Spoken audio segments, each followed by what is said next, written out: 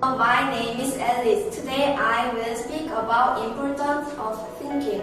Once upon a time there was a fox that liked eating egg very much.